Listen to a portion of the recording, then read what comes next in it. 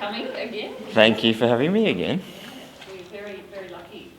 So tell us about Caleb. My name's Caleb Rickson. I am a director, filmmaker, hence da-da-da. I grew up in Geelong.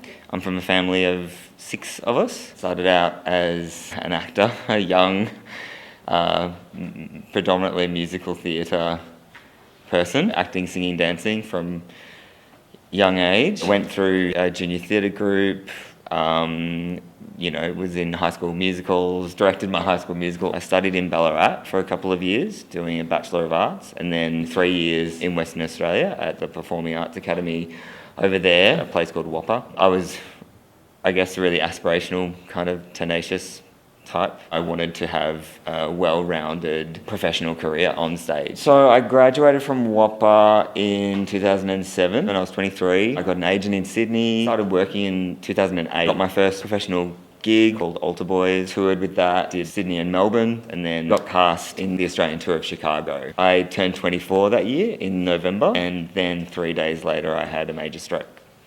So the change of events, the coming of events was, I guess, something that I certainly couldn't actually plan for, and nor could, really the most important people, which is my family and my partner at the time and my closest friends. I wasn't expected to survive the first night. I was in a coma initially. I lost the ability to walk, talk, swallow, see, breathe.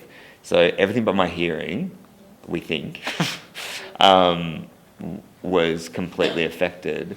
So all those skills I had to, my new trajectory was, not to be next to Caroline O'Connor in the line of Chicago. It was to, try and flex my foot. Or to really, actually, it was to try and talk. It was to try and speak, and that was probably actually the most important thing for me at that time. Absolutely. Because you're a talker. Really? What do you mean? That early realisation that I'm not going to do Chicago. Yeah. Can you remember what that felt like?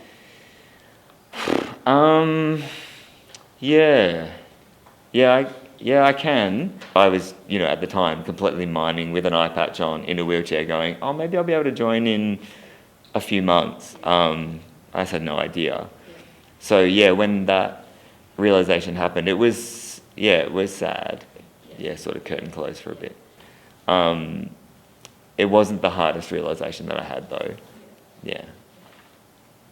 So you said it wasn't the hardest realisation. No.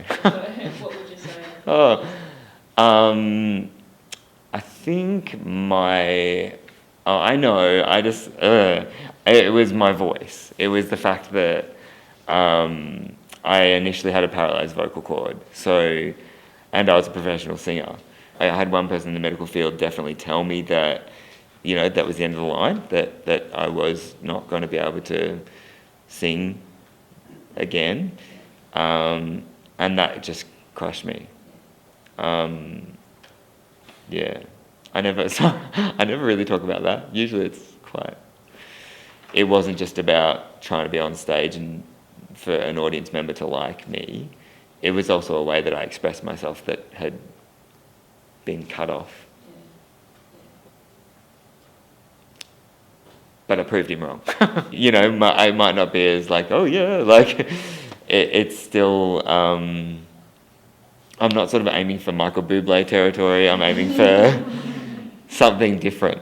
If you can hear me, it's really actually all that matters, because it's a different story when you really can't hear, when you have no voice. In even a metaphoric sense, in symbolic sense, when you don't have a voice, that's excruciatingly hard. But there is different ways to express it. So that's really cool.